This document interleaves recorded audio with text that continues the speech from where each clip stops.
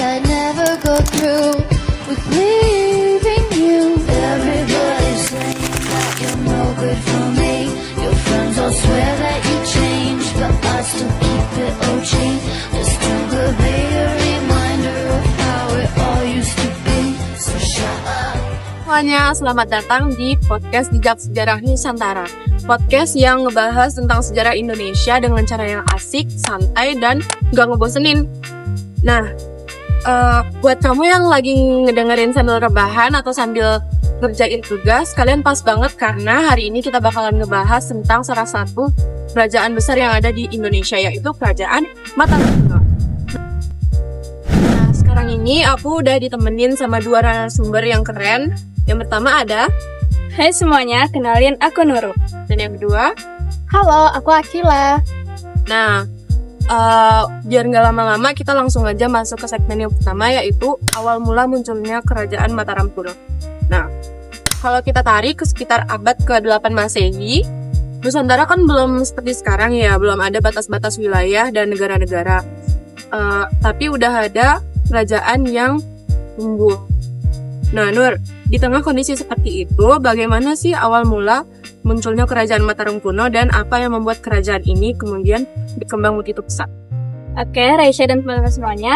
Pertama, Kerajaan Mataram Kuno ini muncul di tengah alam Jawa yang sangat subur dan dipimpin oleh raja-raja awalnya. Nah, Raisya apakah tahu raja awal Mataram Kuno ini siapa? Dulu sih pernah belajar ya, tapi kayaknya sekarang aku udah nggak ingat lagi nih. Nah, raja pertama itu yaitu Raja Sanjaya yang membuat kerajaan ini menjadi pusat pemerintahan yang kuat. Nah, selanjutnya selain itu, agama Hindu dan Buddha ini juga mempengaruhi kondisi pemerintahannya dan kehidupan masyarakatnya. Oke, terima kasih ya Nur udah menjawab. Nah, Kil, kalau kita ngedenger Mataram Kuno, kan kita sering langsung ngebayangin kalau itu tuh adalah sebuah kerajaan yang gede. Tapi sebenarnya kenapa sih kerajaan ini disebut kuno? Dan apa makna penamaan itu dalam kajian sejarah? Nah, istilah kuno digunakan untuk membedakan Mataram ini dengan Mataram Islam yang tumbuh pada abad-abad berlalu. Jadi bukan berarti ketinggalan. Kerajaan Mataram kuno ini pada masanya adalah kerajaan yang maju pada masa pertanian dan pemerintahan. Oh, gitu ya. Nur, menariknya kita kan bisa mengetahui semua cerita ini bukan dari dongeng, melainkan dari bukti nyata. Ketika sejarawan mencoba menelusuri kisah Mataram Kuno, jejak apa aja sih yang mereka temuin? Nah, oke, Raisya dan teman-teman, jejak yang tersisa itu ada candi, prasasti, sama naskah kuno. Nah, Akila sama Raisya tahu nggak sih apa itu prasasti? Setahu aku sih prasasti itu tuh peninggalan dari kerajaan-kerajaan gitu. Nah, jadi prasasti itu tuh sumber utama yang berisi tentang kerajaan, nama raja, sama tentang kebijakan pemerintahannya pada masa Mataram Kuno itu. Tuh, tadi kamu bilang nama raja juga prasasti. Iya. Jadi prasasti itu tuh kayak tulisan aksara Jawa gitu yang berisi tentang kebijakan-kebijakan pemerintahan kerajaan yang ditulis dalam suatu kertas yang udah lama banget, beratus-ratus tahun. Selama itu ya. Kil, kalau kamu harus milih, prasasti mana yang menurut kamu paling menggambarkan kejayaan Mataram Kuno? Nah, prasasti Cangkalan Matiasi itu sangat penting karena mencatat silsilah raja dan menunjukkan bagaimana kerajaan itu dikelola secara sistematis. Begitu ya. Oh iya guys, jadi hari ini kita akan minum dari kopi susu Sundara. Oke teman-teman, mari kita minum.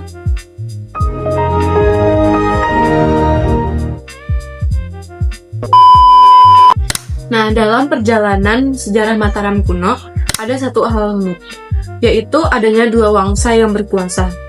Nur, gimana sih ceritanya dua wangsa dengan latar belakang agama yang berbeda bisa memimpin kerajaan yang sama? Nah, jadi di Mataram Kuno ini tuh kita ada dua wangsa kerajaan. Yang pertama itu wangsa Sanjaya yang beragama Hindu dan wangsa Shailendra beragama Buddha.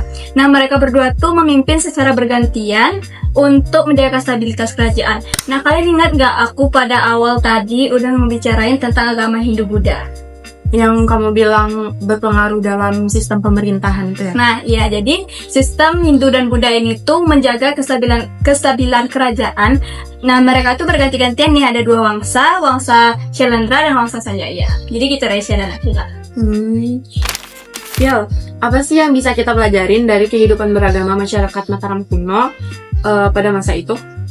Seperti kita bisa melihat adanya toleransi yang tinggi. Candi-candi Hindu Buddha dibangun berdekatan, menunjukkan bahwa perbedaan tidak selalu menunjukkan konflik.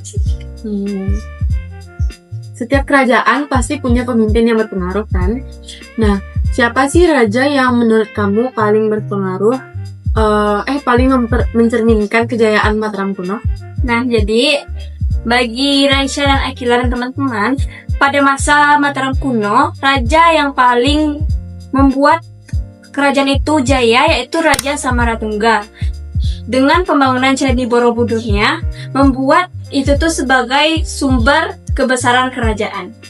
Candi Borobudur itu yang bagi agama Buddha kan? Iya, nah jadi kan tadi tuh udah ada kita bahas tentang jejak sumber sejarahnya. Ada kan candi sama prasasti sama naskah kuno. Nah jadi di jejak Mataram kuno itu ada Candi Borobudur, dan itu tuh dari agama Buddha. Dipikir-pikir candi yang terkenal di Indonesia kan Candi Borobudur sama Candi Prambanan. Kebetulan Candi Prambanan tuh kan dari agama Hindu ya. Apakah mereka jangan-jangan dari satu kerajaan itu? Nah jadi kerajaan Mataram kuno itu juga membuat kerajaan dari Candi Borobudur sama Candi Prambanan. Nah, terkait dengan Hindu dan Buddha. Candi Borobudur itu dari Buddha dan Candi Prambanan itu dari Hindu. Maka Candi Borobudur dan Candi Prambanan itu termasuk dalam jejak peristiwa dan jejak sejarah di dalam sumber Mataram kuno. Keren banget ya berarti. Gil, gimana sih peran Raja Balitung dan Mpu Sindok dalam perjalanan kerajaan ini? Raja Balitung membawa kerajaan ke masa stabil, sedangkan Mpu Sindok mengambil langkah besar dengan memindahkan ke pusat kerajaan demi kelangsungan Mataram kuno. Berarti mereka benar-benar kayak kerjasamanya tuh bagus banget ya. Ya, seperti mereka sama-sama berjasa. Selanjutnya kita membahas tentang kehidupan politik, ekonomi, dan sosial. Kalau kita melihat lebih dekat, kerajaan ini kan nggak cuma soal raja dan candi, tapi juga kehidupan rakyatnya. Nur, gimana sih sistem pemerintahan dan politik Mataram kuno dijalankan? Nah, jadi sistem pemerintahan pada masa Mataram kuno itu bersifat monarki nih, Raisya dan Akila. Monarki itu apa sih, Nur? Jadi monarki itu tuh adalah raja memiliki kekuasaan tertinggi dibantu oleh pejabat serta tokoh agama. Tapi sepengetahuan aku monarki itu tuh lebih ke ini gak sih? Dari yang aku pelajarin ya. Ya. Raja-raja yang raja yang nantinya itu dari keturunan raja sebelumnya. Nah iya, jadi kayak dari kerajaan itu tuh bersifat monarki itu tuh juga bisa turun ke anaknya sendiri. Jadi bersifat turun-temurun dari keluarga yang udah jadi raja dari awalnya itu. Turun-temurun kan berarti. Yo, gimana sih kehidupan ekonomi dan sosial masyarakatnya? Nah, di sini Raisya dan Nurul, kehidupan ekonomi Mataram kuno sangat bertumpu pada petani dan perdagangan. Sedangkan kehidupan sosial Mataram kuno berjalan dengan teratur dan pembagian yang jelas di masyarakat. Begitu. Nah, selanjutnya kita masuk ke segmen peninggalan dan makna sejarah Mataram kuno. Pas kita berdiri di depan candi-candi besar hari ini, sebenarnya kita lagi natap jejak masa lalu. Nur, peninggalan apa aja yang paling menunjukkan kebesaran Mataram kuno? Nah, seperti yang udah aku bahas tadi nih, Raisya dan Akila, tadi kan aku udah bahas Candi Borobudur. Peninggalannya ini ada Candi Borobudur, Candi Prambanan, dan indeks candi lainnya yang merupakan bukti nyata kemajuan arsitektur dan budaya pada zaman Mataram kuno itu. Gil, menurut kamu, apa pentingnya bagi kita buat menjaga peninggalan tersebut? Menurutku ya Raisya, Nurul, itu penting karena warisan sejarah dan identitas bangsa yang menghubungkan kita dari masa depan ke masa sekarang. Iya sih, betul. Selanjutnya, setiap kisah besar pasti memiliki akhir kan? Nur, gimana cerita kemunduran kerajaan Mataram kuno? Nah, kemunduran Mataram kuno ini disebabkan karena bencana alam dan juga faktor keamanan yang terpaksa memundurkan kerajaan tersebut dan pindah ke Jawa Timur. Jadi gitu ya akhirnya. Kil, apa pelajaran terakhir yang bisa kita petik dari perjalanan panjang kerajaan ini? Nah, pelajaran yang terakhir yang kita ambil dari pembahasan Mataram kuno ini yaitu bahwa kekuatan sebuah kerajaan tidak hanya bergantung pada kekuasaan, tetapi juga kemampuan beradaptasi dan menghargai perbedaan. Iya, betul sekali. Apalagi mereka tuh tercipta karena perpaduan dari agama Hindu dan agama Buddha ya. Jadi keren banget. Oke, kita udah berakhir di sini, jadi penonton udah pada tahu ya gimana kisah perjalanan Mataram kuno dari awal terbentuknya hingga Kemundurannya. ya masa kemundurannya. Perjalanan kita menelusuri kerajaan Mataram kuno ini nunjukin kalau sejarah itu tuh bukan cuman cerita masa lalu, tapi juga cerminan bagi kehidupan kita yang sekarang ya. Dan terima kasih buat Nurul dan Akila yang udah ceritain dan kasih penjelasannya dari awal hingga akhir. Sama-sama, terima kasih juga Aisyah. Iya. Dan terima kasih banyak buat kalian yang udah nontonin podcast Jejak Sejarah Nusantara hingga akhir kali ini. Jangan lupa terus cintai dan jaga warisan budaya Indonesia ya. Semoga cerita kali ini menambah wawasan kalian. Saya Raisya, pamit undur diri. Aku Nurul, pamit undur diri. Aku Akila, pamit undur diri. World just Dadah. you.